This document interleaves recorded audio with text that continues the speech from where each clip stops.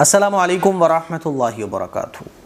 اویدھ دھرم پریورتن کے معاملے میں مولانا کلیم صدیقی صاحب، ڈاکٹر عمر گوتم اور ٹوٹل 12 لوگ ہیں جن کو کورٹ نے عمر قید کی سزا سنائی ہے۔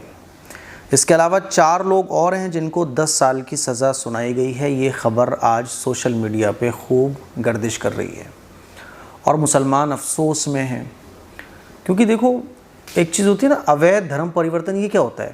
کوئی آدمی اگر بالغ ہے تو وہ اپنی پسند سے ہر چیز کو چوز کرتا ہے نا۔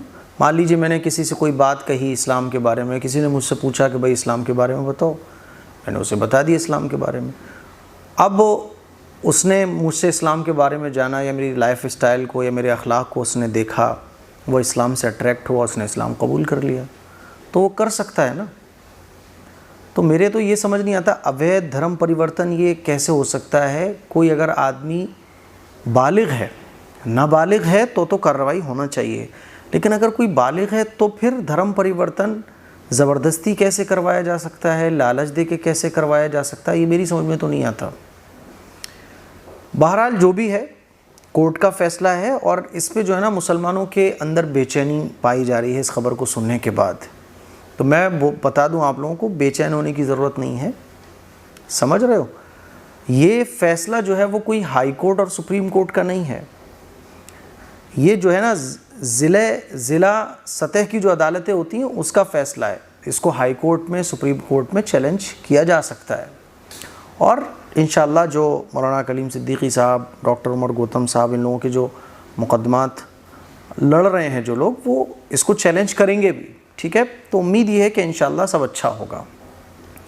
اور مان لیجیے مشکلیں ہوں بھی اگر، تو پریشان ہونے کی ضرورت نہیں ہے، کیونکہ ترمذی شریف کی ایک حدیث ہے، وہ حدیث میں آپ لوگوں کو سنانا چاہتا ہوں۔ اللہ کے نبی صلی اللہ علیہ وسلم کا مبارک ارشاد ہے کہ ایک وقت وہ آئے گا، ایسا خطرناک وقت وہ ہوگا، ایسا فتنہ فساد کا وہ ٹائم ہوگا کہ اسلام پر عمل کرنا یا اسلام کی بات کرنا ایسے ہوگا جیسے اپنے ہاتھوں میں انگارے لے لینا، اپنے ہاتھوں میں انگارے بھر لینا۔ تو ایسے ہی ہے نا، وہی ٹائم چل رہا ہے، تو مشکلیں تو آئیں گی، بلکہ یوں کہیے کہ یہ چھٹائی کا ٹائم چل رہا ہے کہ اللہ اور اللہ کے رسول کے طریقے پر چلنے والے، اللہ اور اللہ کے رسول کے لیے مشکلوں کو برداشت کرنے والے الگ ہو جائیں، اور جو لوگ کمزور ایمان والے ہیں یا جو منافق ہیں یا جن کے دلوں میں ایمان ہی نہیں ہے وہ بالکل الگ ہو جائیں۔ کمزور ایمان والے تو خیر ایمان والوں کی ہی صفوں میں جائیں گے۔ تو یہ چھٹائی کا کام چل رہا ہے فی الحال، تو یہ وہی ٹائم ہے۔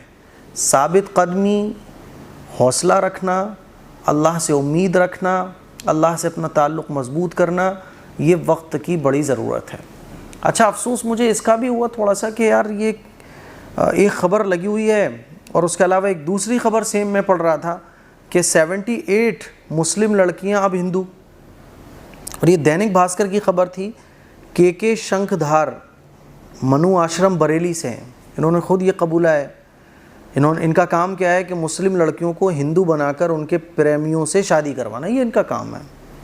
اور آگے دیکھیے کہ لڑکی ڈی ایم کو دھرمانترن کے لیے پرارتھنا پتر دیتی ہے، یہ سارے کام کرواتے ہیں۔ منظوری ملنے کے بعد سارے کاغذ لے کر شنکھدار کے پاس جاتی ہے، شنکھدار لڑکی کو 3 بار گایتری منتر کا پاٹھ کرواتے ہیں، ہے نا، لڑکی پر گنگا جل چھڑکتے ہیں اور گوموتر پلاتے ہیں، اس کے بعد ہندو ریتی رواج سے شادی کرواتے ہیں۔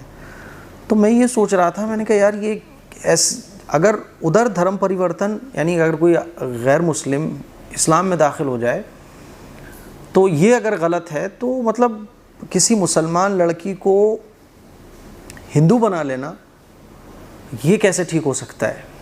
اور جبکہ یہ انہوں نے خود قبولا ہے کہ 78 مسلم لڑکیوں کو یہ ہندو بنا چکے ہیں۔ تو ایک بڑی دویدھا ہے۔ بہرحال اب کیا کہا جا سکتا ہے، جس کی لاٹھی اس کی بھینس والا سین چل رہا ہے۔ ہم لوگ ثابت قدم رہیں، اللہ تعالیٰ سے دعا کریں، اور یہ فتنہ فساد کا زمانہ ہے۔ دیکھو مشکلیں ہیں، لیکن پھر بھی اللہ کے نبی صلی اللہ علیہ وسلم کے ٹائم میں جتنی مشکلیں تھیں اتنی مشکلیں تو نہیں ہیں۔ اسی لیے ہم اپنے اعمال کو درست کریں، محنت کرتے رہیں، ہے نا، تعلیم حاصل کرتے رہیں، آگے بڑھتے رہیں، فتنہ فساد سے بچ کر اسلام پر عمل کرتے رہیں، حالات ہیں وَتِلْكَ الْأَيَّامُ نُدَاوِلُهَا بَيْنَ النَّاسِ کہ یہ وقت ہے جو اللہ تعالیٰ لوگوں کے درمیان عدلتا بدلتا رہتا ہے، وقت ہے گزر جائے گا، ٹھیک ہے۔ اور امید یہ ہے کہ انشاءاللہ مولانا کلیم صدیقی صاحب کو ہائی کورٹ سے اور سپریم کورٹ سے انشاءاللہ انصاف ضرور ملے گا، یہ ہم اللہ سے امید رکھتے ہیں، ہے نا۔ دعاؤں کی گزارش ہے اور اللہ سے یہ بھی دعا کریں کہ اللہ تعالیٰ ہمارے ملک میں امن و امان قائم فرما، ہے نا۔ جو لوگ ہمارے ملک کے امن و امان اور شانتی میں بھنگ ڈالنا چاہتے ہیں، اللہ تعالیٰ ان کو ہمارے ملک سے نیست و نابود فرما۔ السلام علیکم ورحمۃ اللہ وبرکاتہ۔